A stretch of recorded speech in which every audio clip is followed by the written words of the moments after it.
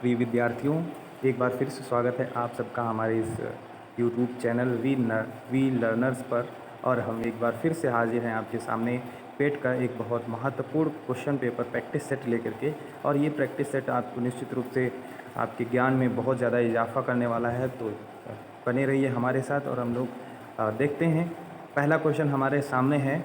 पहला क्वेश्चन हमसे क्या कह रहा है, देखते हैं। भारत में शासन करने वाले दिए गए शासकों का काल क्रमानुसार सही क्रम क्या है।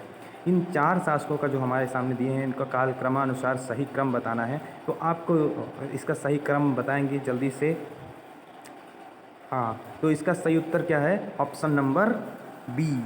ऑप्शन नंबर बी इसका सही उत्तर है। क्यों? क्योंकि हम देखते हैं कि इसमें जो इल्तुतमिश शासक है, इल्तुतमिश, ये दिल्ली सल्तनत में जो गुलाम वंश शासन किया है, गुलाम वंश का ये शासक था। कुतुबुद्दीन ऐबक के बाद जो है इल्तुतमिश बैठा था गद्दी पर, ठीक है।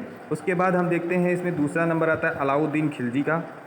ये खिलजी वंश का शासक था जो गुलाम वंश के बाद सत्ता में आया था, ठीक है, अलाउद्दीन खिलजी। उसके बाद हम देखते हैं कि शेरशाह सूरी जिसने हुमायूं को हरा करके दिल्ली पर अधिकार कर लिया था। चौसा का युद्ध आपको याद होगा 1540 में। चौसा का युद्ध जो हुआ था वो आपको याद होगा कब हुआ था? 1540 में, ठीक है। ये किसके किसके बीच में हुआ था? हुमायूं और शेरशाह सूरी के बीच में। और चूँकि अकबर हुमायूं का बेटा था, अर्थात अकबर इसमें सबसे बाद में आएगा, सबसे छोटा इसमें अकबर है, ठीक है। तो इसका सही उत्तर क्या हो गया? ऑप्शन नंबर बी, ठीक है। आगे बढ़ते हैं हम लोग। अगला प्रश्न है, इनमें से कौन सा जोड़ा सही नहीं है। ये देखो 4 दिए हुए हैं जोड़े, उनमें से कौन सा सही नहीं, ये बताना है हमको। तो हम सभी को याद है कि कलिंग युद्ध 261 ईस्वी पूर्व हुआ था। किसके किसके बीच में हुआ था? कलिंग और सम्राट अशोक के बीच में हुआ था। कलिंग राज्य और सम्राट अशोक के बीच में हुआ था, मौर्य सम्राट अशोक के बीच में हुआ था। तो ये कब हुआ था? 261 ईस्वी पूर्व में। कब हुआ था? 261 ईस्वी पूर्व में। वहीं हम देखते हैं कि जो शक संवत है हमारा, जो हमारा राष्ट्रीय संवत है, राष्ट्रीय कैलेंडर है, वो उसकी शुरुआत कब हुई थी? 78 एडी में हुई थी। 78 एडी में हुई थी, ठीक है। और हम देखते हैं कि मुस्लिम युग की शुरुआत हमारे यहाँ कब मानी जाती है? तो 622 ईस्वी में मानी जाती है। 622 ईस्वी से मुस्लिम युग की शुरुआत मानी जाती है। इसके अलावा हम देखते हैं कि औरंगजेब की मृत्यु यहाँ पे लिखा है 1709, जबकि सही उत्तर क्या है इसका? 1707। औरंगजेब की मृत्यु कब हुई थी? 1707 में हुई थी। इस कारण से इसका ये जो चौथा वाला है वो गलत है, ठीक है। तो हमको आंसर मिल गया। आगे बढ़ते हैं हम लोग। निम्नलिखित में से कौन सा संत शिवाजी के समकालीन था? शिवाजी के समकालीन संत कौन था, ये पूछा गया है। तो इसमें इसका सही उत्तर क्या होगा, जल्दी से बताएंगे। इसका सही उत्तर है तुकाराम, ठीक है। तुकाराम जो थे वो शिवाजी के टाइम पर ही हुआ करते थे, वही महाराष्ट्र वाले इलाके में, ठीक है। और ये तो ही है, हम अब शंकराचार्य को तो आप जानते ही हैं, ठीक है। इन्होंने कौन सा दिया है? अद्वैतवाद दर्शन दिया है। ये बहुत क्वेश्चन पूछा जाता है, ये याद रखेंगे। द्वैतवाद किसने दिया है? शंकराचार्य जी ने दिया है, ठीक है। आगे बढ़ते हैं हम लोग। इनमें से भारत के ग्रांड ओल्ड मैन के नाम से कौन जाना जाता है? ग्रांड ओल्ड मैन के नाम से कौन जाना जाता है, जल्दी से बताएंगे। तो इसका सही उत्तर है दादा भाई नौरोजी। दादा भाई नौरोजी, ठीक है। ये जो पुरुष थे, महापुरुष थे, इनको हमारे भारत का ग्रांड ओल्ड मैन के नाम से जाना जाता है, ठीक है। आगे बढ़ते हैं हम लोग। इन्होंने एक पुस्तक लिखी थी, इन्होंने एक बहुत अच्छी पुस्तक लिखी थी, ठीक है। जिन्होंने जिस पुस्तक में इन्होंने बताया था कि ब्रिटिश लोग जो भारत से धन कैसे ले जा रहे हैं, ठीक है, वो उन्होंने थ्योरी दी थी। तो उस पुस्तक का नाम कमेंट में बताएंगे, जल्दी से कमेंट में बताएंगे, ठीक है। कमेंट में बताएंगे उसका नाम। आगे बढ़ते हैं। भारत के प्रथम गवर्नर जनरल कौन थे? भारत के प्रथम गवर्नर जनरल कौन थे, जल्दी से बताएंगे। बंगाल के प्रथम गवर्नर कौन थे? देखो बंगाल है, भारत नहीं है। बंगाल के प्रथम गवर्नर जनरल कौन थे? बंगाल के प्रथम गवर्नर कौन थे? लॉर्ड वारेन हेस्टिंग, ठीक है। लॉर्ड वारेन हेस्टिंग जो थे वो बंगाल के प्रथम गवर्नर थे। कब बने थे? 1773 में। 1773 में, ठीक है। 1773 में बने थे, ठीक है। समझ गए? आगे बढ़ते हैं हम लोग। फिर हम क्या देखते हैं, किसके नेतृत्व में 2 होम रूल लीग शुरू हुई थी। होम रूल लीग 1516 1515 ये दो टाइम था। इस समय होम रूल लीग शुरू किया गया था। तो वो किन 2 व्यक्तियों के बीच में किन्होंने शुरू किया था, जल्दी से बताएंगे इसका उत्तर। इसका सही उत्तर है एनी बेसेंट और लोकमान्य तिलक। एनी बेसेंट ने शुरू किया था होम रूल लीग और लोकमान्य तिलक जी ने शुरू किया था। ठीक है। लाला लाजपत राय ने क्या किया था, आपको याद होगा कि साइमन गो बैक का नारा किसने दिया था, लाला लाजपत राय ने दिया था। बहुत ज़्यादा पूछा जाता है। ठीक है, आगे बढ़ते हैं हम लोग। चरक संहिता संबंधित है। चरक संहिता एक पुस्तक है, आप सभी में याद, आपको सभी को पता होगा। तो ये पुस्तक किस क्षेत्र से संबंधित है बताएंगे। ये संबंधित है चिकित्सा से। ठीक है, आगे बढ़ते हैं हम लोग। निम्नलिखित का मिलान करें। देखो इसमें मिलान करना है, इधर 1 2 3 4 दिया हुआ है और इधर 5 लोगों के नाम दिए हैं। ये समाज किसने शुरू किया, ये मिशन किसने शुरू किया, तो ब्रह्म समाज किसने शुरू किया था बताएंगे। ब्रह्म समाज की संस्थापना किसने की थी बताएंगे, जल्दी से बताएंगे। ब्रह्म समाज जो है हमारा, वो शुरू किया था राम मोहन राय, जिनको हम लोग राजा राम मोहन राय भी बोलते हैं। तो ब्रह्म समाज राजा राम मोहन राय ने शुरू किया था। रामकृष्ण मिशन किसने शुरू किया था, रामकृष्ण मिशन शुरू किया था स्वामी विवेकानंद जी ने। क्यों रामकृष्ण कौन थे, रामकृष्ण परमहंस स्वामी विवेकानंद जी के गुरु थे। ठीक है, तो स्वामी विवेकानंद ने उनके नाम से ही इस मिशन की शुरुआत की थी, रामकृष्ण मिशन की। ठीक है, फिर हम देखते हैं आर्य समाज की स्थापना किसने की थी। आर्य समाज की स्थापना की थी दयानंद सरस्वती जी ने। ठीक है, किसने किया था, दयानंद सरस्वती जी ने। और इन्होंने ही नारा दिया था वेदों की ओर लौटो, वेदों की ओर लौटो। दयानंद सरस्वती जी ने ये नारा दिया था, बहुत पूछा जाता है क्वेश्चन। फिर हम देखते हैं सत्यशोधक समाज की जो है वो किसने स्थापित किया था, तो सत्यशोधक समाज स्थापित किया था ज्योतिराव फूले, महात्मा ज्योतिराव फूले ने। तो बहुत इसमें हमने देखो, इस क्वेश्चन में हमने 5 से 10 क्वेश्चन तैयार कर लिए। ठीक है, आगे बढ़ते हैं हम लोग। जब सुभाष चंद्र बोस ने भारतीय राष्ट्रीय कांग्रेस के अध्यक्ष पद से इस्तीफा दिया, तो इस पद का प्रस्ताव किसने दिया था, इस पद का प्रस्ताव किसने दिया था। तो इसका सही उत्तर बताएंगे, जल्दी से बताएंगे। इसका सही उत्तर है डॉक्टर राजेंद्र प्रसाद ने दिया था। ठीक है, डॉक्टर राजेंद्र प्रसाद ने दिया था। ठीक है, आगे बढ़ते हैं हम लोग। सलाल पन बिजली परियोजना किस नदी पर स्थित है। ये एक पन बिजली परियोजना है जो भारत सरकार चलाती है, और ये किस नदी पर स्थित है ये बताना है आपको। तो इसका सही उत्तर क्या है, इसका सही उत्तर क्या है, चिनाब नदी है, चिनाब नदी है। ठीक है, ये कहाँ पड़ती है, जम्मू कश्मीर में पड़ती है। कहाँ पड़ती है, जम्मू कश्मीर में पड़ती है। ठीक है, आगे बढ़ते हैं हम लोग। वसंत ऋतु होता है, वसंत विषुवत होता है, वसंत विषुवत बताएंगे। वर्नल इक्विनॉक्स कब होता है बताएंगे। इसका सही उत्तर क्या है, इसका सही उत्तर है 21 मार्च को वसंत विषुवत होता है। और वहीं हम लोग शरद विषुवत कब होता है, वो होता है 23 सितंबर को। ठीक है, और यही 2 दिन हैं 21 मार्च, याद रखेंगे 21 मार्च और 23 सितंबर।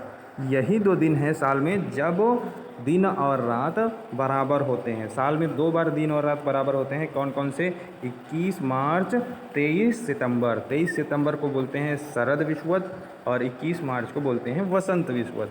ठीक है, समझ में आया। हाँ, तो यहाँ याद रखेंगे। ठीक है, आगे बढ़ते हैं हम लोग। करो या मरो का नारा किसने दिया था, करो और मरो का नारा किसने दिया था, महात्मा गांधी जी ने दिया था। इसका सही उत्तर महात्मा गांधी।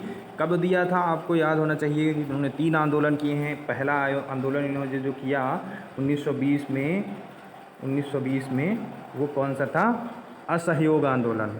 ठीक है, दूसरा आंदोलन इनका कौन था, सविनय अवज्ञा आंदोलन। ठीक है, सविनय अवज्ञा आंदोलन 1930 में। ठीक है, और फिर हम क्या देखते हैं, चौथा जो तीसरा आंदोलन था इनका वो कौन सा था, 1942 में भारत छोड़ो आंदोलन। भारत छोड़ो आंदोलन में मित्रों इन्होंने क्या किया था, ये नारा दिया था कि करो या मरो। ठीक है, आगे बढ़ते हैं हम लोग। राजस्थान में खेतड़ी परियोजना किसके उत्पादन के लिए प्रसिद्ध है। राजस्थान में एक परियोजना है खेतड़ी परियोजना। खेतड़ी परियोजना किसके लिए प्रसिद्ध है, इसका सही उत्तर बताएंगे। इसका सही उत्तर है तांबा, कॉपर। कॉपर के लिए प्रसिद्ध है, यहीं कॉपर प्राप्त होता है। ठीक है, हड़प्पा के लोग भी कॉपर इसी खेतड़ी आंचल प्रदेश से प्राप्त करते थे, ऐसे हमको साक्ष्य मिले हैं हड़प्पा सभ्यता के लोग। ठीक है, आगे बढ़ते हैं। काजीरंगा राष्ट्रीय उद्यान स्थित है। काजीरंगा राष्ट्रीय उद्यान कहाँ पर स्थित है, ये हमको बताना है। तो काजीरंगा राष्ट्रीय उद्यान कहाँ पर स्थित है, इसका सही उत्तर है असम। असम में है काजीरंगा राष्ट्रीय उद्यान। ठीक है, काजीरंगा राष्ट्रीय उद्यान कहाँ पर है, असम में है। ठीक है, और असम में क्या पाया जाता है, एक सींग वाले गेंडा। गेंडा कहाँ पाए जाते हैं, एक सींग वाले गेंडा यहीं असम में काजीरंगा राष्ट्रीय उद्यान में बहुतायत में मिलते हैं। ठीक है, आगे बढ़ते हैं हम लोग। यदि आरबीआई नगद कोष अनुपात को घटा दे तो साख सृजन पर क्या असर होगा।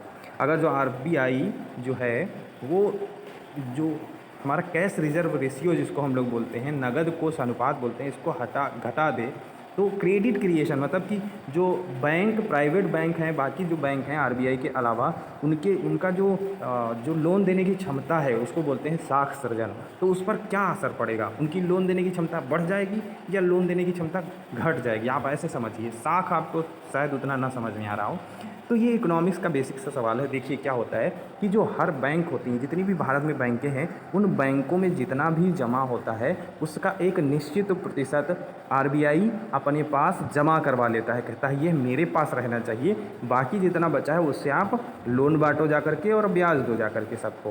ठीक है, कुछ उसका हिस्सा सीआरआर के रूप में वो अपने पास जमा करवा लेता है, इसको बोलते हैं नगद कोष अनुपात। तो अगर जो ज़्यादा जमा करवाएगा इसका मतलब बैंकों के पास कम पैसा बचेगा लोन देने के लिए, तो उससे कम लोन दे पाएंगे। और अगर जब वो कम कर देगा इसको तो बैंकों के पास ज़्यादा हो जाएगा, ज़्यादा बचेगा, तो वो ज़्यादा लोन दे पाएंगे। समझ रहे हैं आप लोग। तो इसलिए अगर जो ऐसा कुछ होता है कि अगर जो आरबीआई नगद कोष अनुपात घटा देता है तो बैंकों के पास पैसा बढ़ जाएगा और बढ़ने से उनकी जो साख सृजन क्षमता है वो बढ़ जाएगी। ठीक है, समझ में आया। वहीं अगर जो वो इसको बढ़ाता सीआरआर को तो घट जाती। ठीक है, आगे बढ़ते हैं हम लोग। निम्नलिखित में से कौन सी हिमालय नदी तंत्र की नदियां हैं, इसमें बताना है हिमालय नदी तंत्र की नदियां कौन सी, हिमालय नदी तंत्र की नदियाँ कौन कौन सी हैं। तो हम जानते हैं कि कावेरी हमारी हिमालय से नहीं निकलती है, ये पठारी नदी है।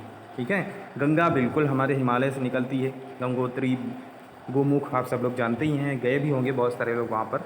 ठीक है, ब्रह्मपुत्र हम जानते ही हैं, ये चाइना से तिब्बत वाला जो इलाका है वहाँ पर मानसरोवर झील के पास से निकलती है, तो ये भी एक हिमालयी नदी है। गोदावरी हिमालयी नदी नहीं है, दक्षिण भारत की सबसे बड़ी नदी है गोदावरी।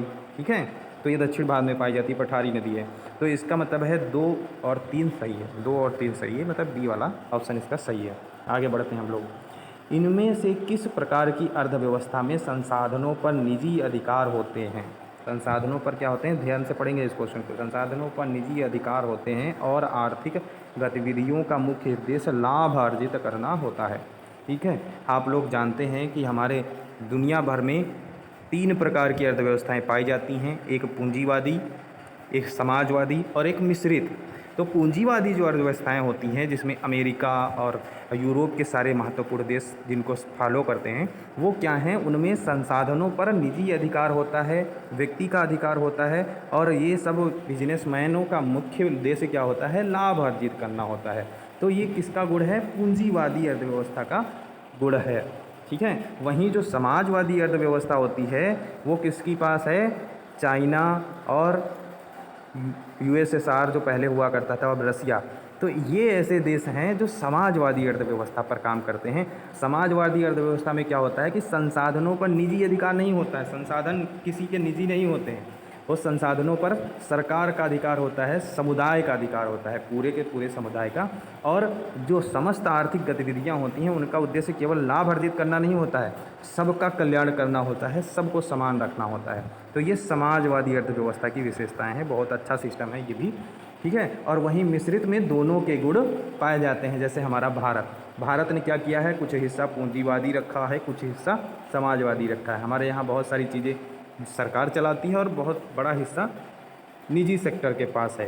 तो हम देखते हैं जैसे जियो और बीएसएनएल हमारी सरकार चलाती है और जियो प्राइवेट है। ठीक है, तो हमारी जो मिश्रित अर्थव्यवस्था है वो कौन सी है? मिश्रित अर्थव्यवस्था है भारत की। ठीक है, तो ये बहुत इंपॉर्टेंट क्वेश्चन था, इसलिए इसमें इतनी देर से आप तक समझाया। आई होप समझ में आ गया होगा। अब हम लोग अगले क्वेश्चन की तरफ बढ़ते हैं। बैंक दर का क्या अर्थ है? बैंक दर, ठीक है, बैंक दर क्या होती है? ठीक है, तो देश का जो केंद्रीय बैंक है वह ली जाने वाली आधिकारिक ब्याज दर। ठीक है, देखो क्या है, हमारा केंद्रीय बैंक कौन सा है? आरबीआई है, आरबीआई है। ठीक है, आरबीआई की स्थापना कब हुई थी बताएंगे? 1935 में हुई थी, 1935 में हुई थी, 1 अप्रैल 1935 में हुई थी, 1 अप्रैल 1935 में आरबीआई की स्थापना हुई थी। जो ये आरबीआई है, इससे बहुत सारे बैंक जो हैं वो क्या लेते हैं? ऋण लेते हैं, पैसा लेते हैं उधार। जैसे इनके पास नहीं बचता तो बोलते हैं भाई आरबीआई दे दो हमको। तो आरबीआई जब किसी भी बैंक को पैसा देता है तो उससे क्या करता है? वो ब्याज भी लेता है। तो जिस दर पर वो ब्याज लेता है, एक लंबे समय के लिए जो ऋण देता है, उस दर को क्या कहते हैं? बैंक दर कहते हैं। ठीक है, और अगर जो 24 घंटे के लिए या थोड़े बिल्कुल कुछ ही समय के लिए ऋण दिया जाता है तो उस ऋण पर जो आरबीआई ब्याज लेता है उसको रेपो रेट बोलते हैं, रेपो रेट बोलते हैं, रेपो दर बोलते हैं। ठीक है, वहीं ये लंबे समय के ऋण के लिए जो दिया जाता है, जो 4 साल 5 साल 10 साल के लिए बैंकें लेती हैं, वित्त संस्थान लेते हैं, उसको क्या बोलते हैं? उसमें जो ब्याज लगता है उस ब्याज की दर को बोलते हैं बैंक दर। ठीक है, आई होप समझ में आ गया होगा। इकोनॉमिक्स है, थोड़ा सा जटिल है लेकिन बहुत आसान है। आगे बढ़ते हैं। 100 रुपये का नोट किसके द्वारा हस्ताक्षरित होता है? आप बताइए, 100 रुपये का नोट आपने सबने पास में देखा होगा ना, अभी निकाल के देखो उसमें आप किसका साइन है। ठीक है, तो बताओ क्या वित्त सचिव का साइन होता है? बिल्कुल नहीं होता है। वित्त मंत्री का साइन होता है? नहीं होता है। वित्त मंत्री साइन नहीं करते हैं नोट पर। ठीक है, भारत के राष्ट्रपति भी साइन नहीं करते हैं। किसका साइन है 100 के नोट पे? आरबीआई के गवर्नर का, आरबीआई के गवर्नर का। क्यों? क्योंकि जितनी भी नोट हैं, 1 रुपये का नोट छोड़ करके, 1 रुपये का नोट छोड़ करके जितने भी नोट हैं वो कौन जारी करता है? आरबीआई जारी करता है। ठीक है, और इसलिए सारे के सारे नोटों पर हस्ताक्षर किसके होते हैं? आरबीआई के। केवल 1 रुपये का जो नोट होता है उस पर वित्त सचिव के हस्ताक्षर होते हैं, बाकी सारी नोट्स पर आरबीआई के गवर्नर के ही हस्ताक्षर होते हैं। ठीक है, आगे बढ़ते हैं हम लोग। फेमा, फेमा FEMA का पूरा नाम क्या है? फुल फॉर्म क्या है इसका? बताएंगे, जल्दी से बताएंगे।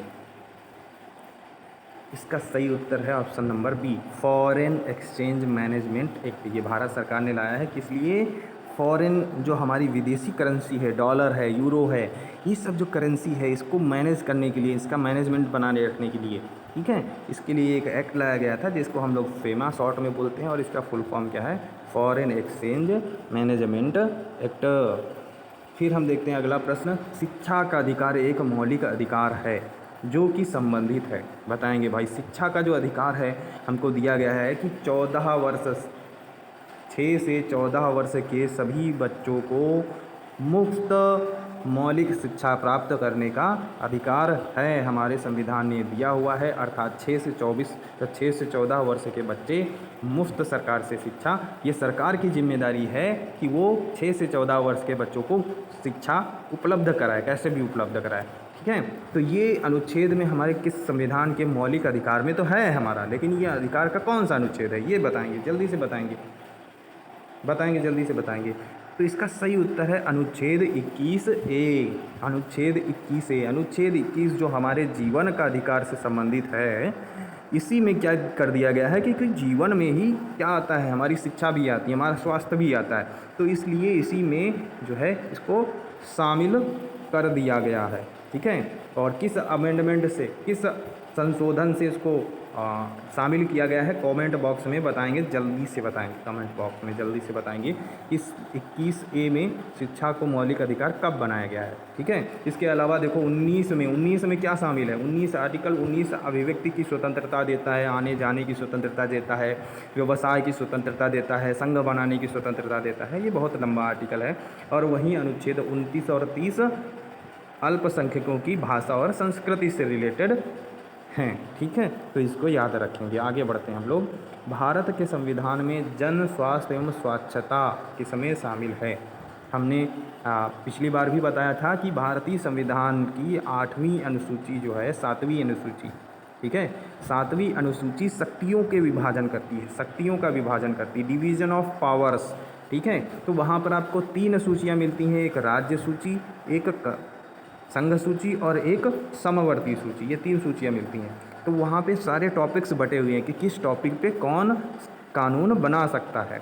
तो संघ सूची पर केवल कानून कौन बनाता है, केंद्र सरकार बना सकती है। राज्य सूची के विषयों पर कौन कानून बना सकता है, केवल राज्य सरकार कानून बना सकती हैं। और समवर्ती सूची पर राज्य सरकारें भी कानून बना सकती हैं और केंद्र सरकारें भी कानून बना सकती हैं। तो ये 3 अनुसूचियाँ हैं, 3 सूचियाँ हैं 7वीं अनुसूची में संविधान की, ठीक है। तो इसमें से जो जन स्वास्थ्य और स्वच्छता टॉपिक है, विषय है, ये किस में दिया है, राज्य सूची में, समवर्ती में, संघ में? इसका सही उत्तर है ये है राज्य सूची का संबंधित है। ये जो है स्वच्छता और जन स्वास्थ्य की जिम्मेदारी किसको सौंपी गई है, राज्य को सौंपी गई है। अर्थात इससे संबंधित जो क्वेश्चन, जो कानून है वो कौन बनाएगा, राज्य बनाएगा, ठीक है। समझ में आया? आगे बढ़ते हैं हम लोग। निम्नलिखित में से संविधान सभा में उद्देश्य प्रस्ताव किसने रखा था, उद्देश्य प्रस्ताव किसने रखा था, ठीक है। जब संविधान सभा का गठन हुआ था तो संविधान सभा में सबसे संविधान निर्माण के पहले चरण में क्या हुआ था, एक उद्देश्य प्रस्ताव रखा गया था। कब रखा गया था? 13 दिसंबर 1946 में, 1946 में रखा गया था। 13 दिसंबर 1946 में रखा गया था। किसने रखा था? जवाहरलाल नेहरू ने रखा था, जवाहरलाल नेहरू जी ने रखा था। जवाहरलाल नेहरू जी जो हमारे भारत के प्रथम प्रधानमंत्री भी रहे, ठीक है, उन्होंने रखा था इसको 13 दिसंबर को, ठीक है। आगे बढ़ेंगे। और B.R. अम्बेडकर को क्या बोलते हैं? देखो, B.R. अम्बेडकर हमारे जो संविधान सभा की जो ड्राफ्टिंग कमेटी थी उसके क्या थे, अध्यक्ष थे, ठीक है। और फिर B.N. राव कौन थे? B.N. राव के बारे में बताएंगे। B.N. राव कौन थे? B.N. राव हमारे संवैधानिक सलाहकार थे। ये बहुत क्वेश्चन पूछा जाता है, संवैधानिक सलाहकार कौन था, संवैधानिक सलाहकार कौन था? तो संवैधानिक सलाहकार कौन थे? B.N. राव जी, B.N. राव जी संवैधानिक सलाहकार थे।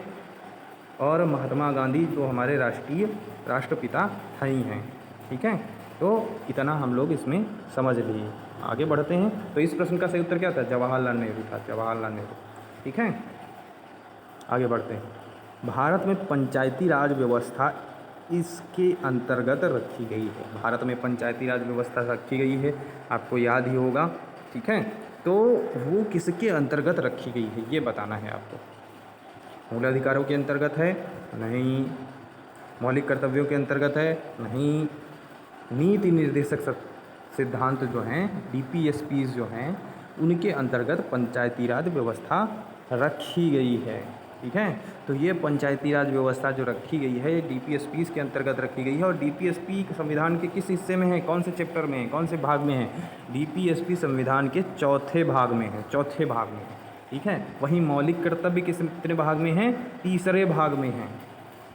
मौलिक कर्तव्य जो हैं वो 4A, 4 के का पार्ट में है, ठीक है। मतलब आर्टिकल 51A जो है, आर्टिकल 51A वो मौलिक कर्तव्यों से संबंधित है, उसी में सारे मौलिक कर्तव्य लिखे हुए हैं। वहीं जो मूल अधिकार हैं हमारे वो चैप्टर नंबर 3 का हिस्सा हैं, भाग 3 का हिस्सा हैं। समझ रहे हैं आप लोग? तो मौलिक जो हमारे मूल अधिकार हैं वो आर्टिकल 12 से लेकर के आर्टिकल 35 तक इनका जिक्र है, ठीक है। वहीं मौलिक कर्तव्य आर्टिकल 51A, DPSP आर्टिकल 36 से लेकर के आर्टिकल 51 तक, ठीक है। ये इतना शामिल है इसमें। आगे बढ़ते हैं हम लोग। भारतीय संविधान के किस अनुच्छेद में अल्पसंख्यकों के हित निहित हैं? अल्पसंख्यकों को संरक्षण किस में दिया गया है? तो इसका सही उत्तर क्या? अभी हम लोगों ने बात की थी, अनुच्छेद 29 और 30 जो हैं वो अल्पसंख्यकों को उनकी संस्कृति एवं शिक्षा संबंधी अधिकार देते हैं, ठीक है। तो अनुच्छेद 29 इसका सही उत्तर है। अनुच्छेद 21 हमारा जीवन का अधिकार से संबंधित है। और अनुच्छेद 24 जो है किससे संबंधित है? बाल मजदूरी से संबंधित है कि 14 वर्ष से कम उम्र के बच्चे को कोई भी किसी जोखिमपूर्ण काम में नहीं लगा सकता, वो वरना उसको दंड दिया जाएगा, ठीक है। तो वो हो गया। तो इसका सही उत्तर क्या है? अनुच्छेद 29। ठीक है, अनुच्छेद 29 इसका सही उत्तर है। ठीक, आगे बढ़ते हैं हम लोग। ठोस चालक में धारा वाहक होता है, ये साइंस का प्रश्न है। बताएंगे जो ठोस चालक होता है उसमें धारा का वाहक कौन होता है? प्रोटॉन, न्यूट्रॉन या मुक्त इलेक्ट्रॉन?